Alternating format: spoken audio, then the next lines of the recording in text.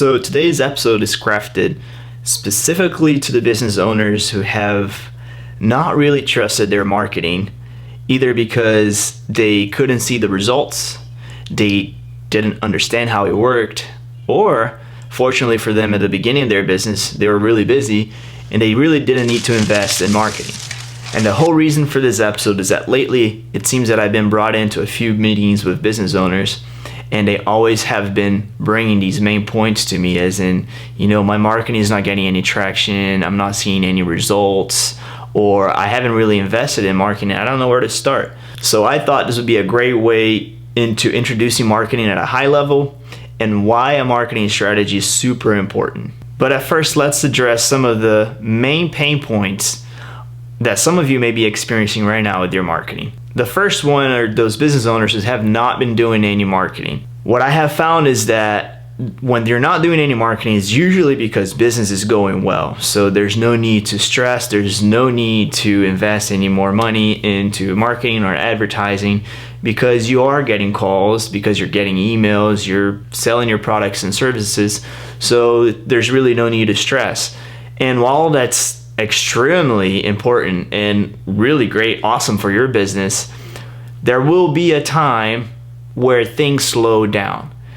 And while I'm no marketing superhero, I always try to help business owners understand that it's not just a click of a button. Like everything else in life, it takes time to see results, and it takes time for things to start working out. So if you're in one of those positions right now and things are going great for your business, but you're not doing any marketing, maybe it's time to start thinking different, right? Start thinking about the possibility that maybe you have more competitors, more competition entering your market, and your services are not going to be the only services anymore.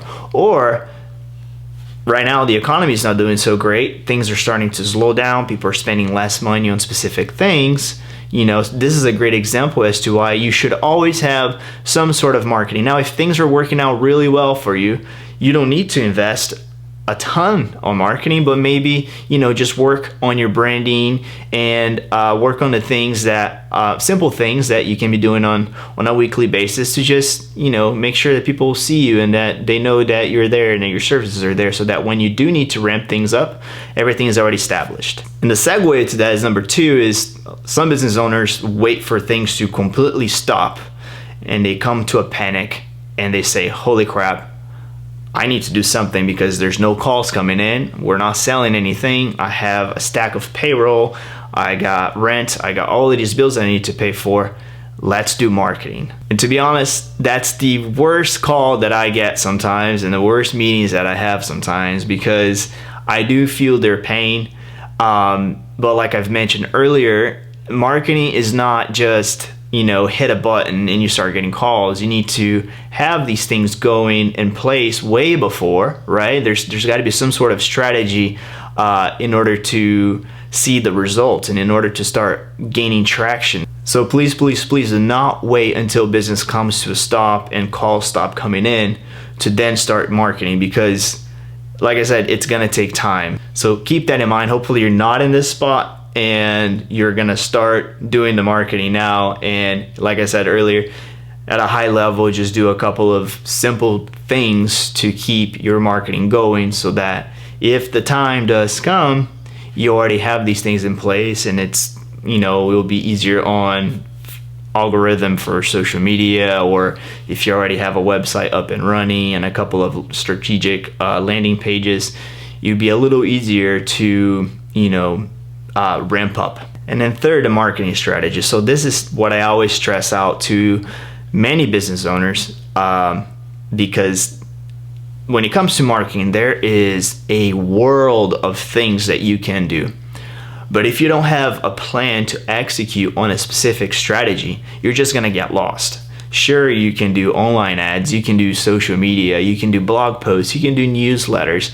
There's so many different things that you can do. But when it comes to small businesses, usually you are short-staffed for the most of the time, or you just don't have a big team behind you. So if you're doing the marketing yourself, you have to focus on specific things that will generate results, or you hiring a marketing person or company to help you get started. But even then, regardless if you're hiring a marketing company or if you have a marketing team or if you have employees or if you're doing the marketing yourself, you need to start small and you need to start focused on a specific marketing task. And that's when a marketing strategy really comes handy, because it helps you understand the different areas of the business that could really need a boost. And since we're talking marketing strategy, we've got to address a couple of things that you need to consider when you're coming up with the marketing strategy. Now, a marketing strategy doesn't need to be this business plan sort of thing with a million pages. And I mean, it would be great if you did have that in place, but I know a lot of business owners just don't have the time to get that in place. So it's important to just focus on the very key areas of a marketing strategy. And it starts with your target audience. It's how well you understand your target customer, your target audience, that's really going to shape up your marketing strategy. And a great way to understand your target audience is to really break down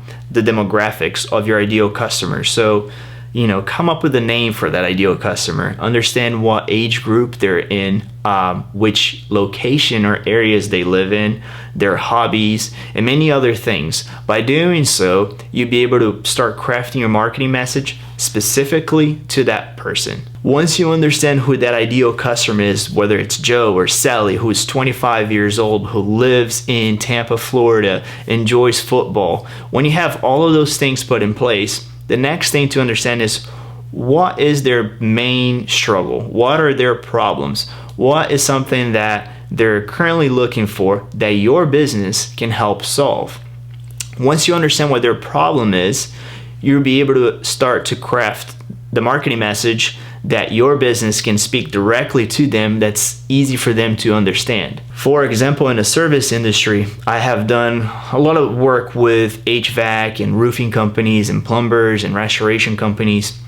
And a lot of these businesses are just so tuned in to the engineering of the business, to the technical language of the business, that when they are putting stuff out, it's like, wait a minute, what are you talking about? Like, what does all of this mean? So tune back in a way that's very simple for people to understand. So explain to them why they need the AC maintenance, why they need a new AC unit, ways to save the money, or why doing maintenance twice a year will prevent them from future problems and this and that. So just come up with a language that's easy for people to understand versus just being very technical.